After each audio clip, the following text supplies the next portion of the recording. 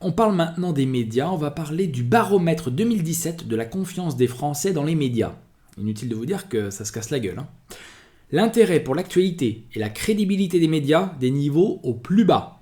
L'intérêt pour l'actualité est très faible pour une année présidentielle. 64% des Français seulement suivent les nouvelles données par les moyens d'information avec intérêt contre 36% avec un intérêt assez faible ou très faible. En baisse de 6 points, l'intérêt est à son niveau le plus bas depuis 1987 et est loin des précédentes années présidentielles. En 2012, on était à 70%, en 2007 à 75%.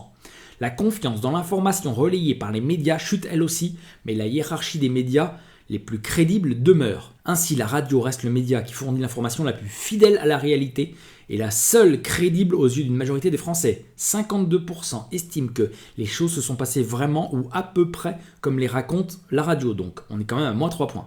Le journal et la télévision accusent eux une baisse importante de leur crédibilité à 44%, soit une baisse de 7 points, et de 41%, 9 points. Donc une baisse de 7 points pour le journal et la télévision, moins 9 points. Waouh! Pour plus d'un Français sur deux, 55%, il y a des différences où les choses ne se sont pas passées du tout comme la télévision le raconte. Quant à Internet, 26% des Français font confiance à l'information qu'ils relaient, contre une majorité, 52%, qui ne la juge pas crédible, retrouvant son niveau de 2006. Alors justement, l'agence Infolibre a fait une vidéo également sur le décodex du monde. Vous pouvez aller la voir, c'est une vidéo qui explique que le décodex, c'est une fumisterie tout simplement. Donc elle est en ligne sur le site de l'agence Infolibre. Et on parle également des médias et des géants du web qui s'allient contre les fausses informations.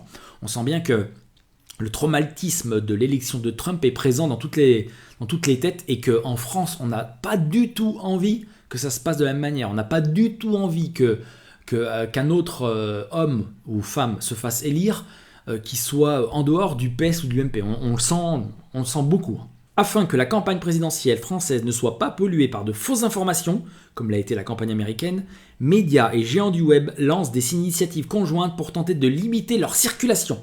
Présenté lundi dernier par le réseau First Draft News et le Google New Lab, le site Crosscheck, qui sera lancé le 27 février, permettra à 16 rédactions partenaires de collaborer pour identifier et vérifier les contenus qui circulent en ligne, qu'il s'agisse de photos et de vidéos, de commentaires ou de sites d'actualité. Voilà ce qu'explique Google dans un communiqué. Une équipe d'étudiants en journalisme recrutés au CFJ et à l'école de journalisme de Sciences Po, formés par Google, résumeront et remettront de leur contexte chaque allégation. Citations tronquées, photomontage, rumeurs, etc.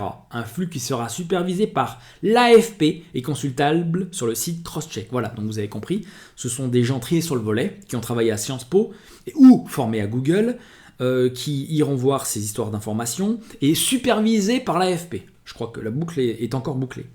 Voilà, c'est terminé pour ce numéro des infos dont on parle peu. Je vous remercie tous pour votre attention. Je remercie bien sûr tous les gens qui envoient des informations tout le long de la semaine. Je remercie tous les abonnés de l'agence Infolibre. C'est grâce à vous qu'on peut continuer notre travail.